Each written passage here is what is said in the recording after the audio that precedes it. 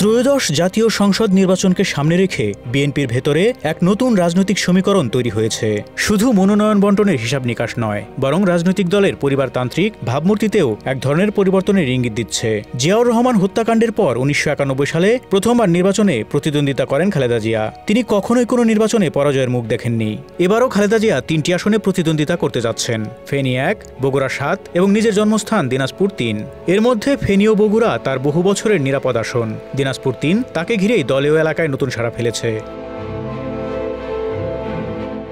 এই নির্বাচন নিয়ে বিএনপির মনোনয়ন প্রক্রিয়ায় এক অস্বাভাবিক দৃশ্য নজরে পড়েছে। তা হলো, দলের কেন্দ্রীয় ও পারিবারিক প্রভাবশালী সদস্যদের কাউকেই এবার প্রার্থী করা হয়নি। ১৯৯১ সালে প্রথমবার ভোটে অংশ নেয়া খালেদা জিয়ার ভাই সাইদ ইস্কান্দার ২০০১ সালে বোনের ছেড়ে দেয়া ফেনী ১ আসনে উপনির্বাচনে বিজয়ী হয়েছিলেন। মৃত্যুর আগ পর্যন্ত তিনি জেলা বিএনপি এবং কেন্দ্রীয় রাজনীতিতে সক্রিয় ছিলেন। তার স্ত্রী নাসরিন ইস্কান্দারের এবারের নির্বাচনে অংশ নেওয়ার সম্ভাবনা ছিল, কিন্তু শেষ পর্যন্ত তিনিও মনোনয়নের তালিকায় জায়গা পাননি। খালেদা জিয়ার ছোট ভাই শামীম ইস্কান্দার রাজনীতিতে সক্রিয় নন, তাই তাকেও দেখা যাচ্ছে না নির্বাচনী মাঠে। খালেদা জিয়ার প্রয়াত বড় বোন খুরশিদ জাহান চকলেট ছিলেন বিএনপির নারী নেতৃত্বের একটি শক্তিশালী মুখ।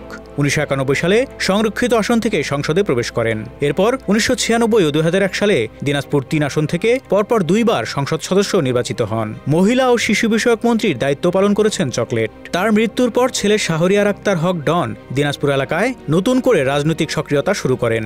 তিনি মায়ের অসমাপ্ত কাজ এগিয়ে নেওয়ার ইচ্ছা প্রকাশ করে আসনটিতে বিএনপির প্রার্থী হওয়ার জন্য প্রস্তুতি নিয়েছিলেন। কিন্তু স্বয়ং খালেদা জিয়া যখন দিনাজপুর ৩-এ দাঁড়ানোর সিদ্ধান্ত নিলেন, তখন ডনের সম্ভাবনাও কার্যত শেষ হয়ে যায়।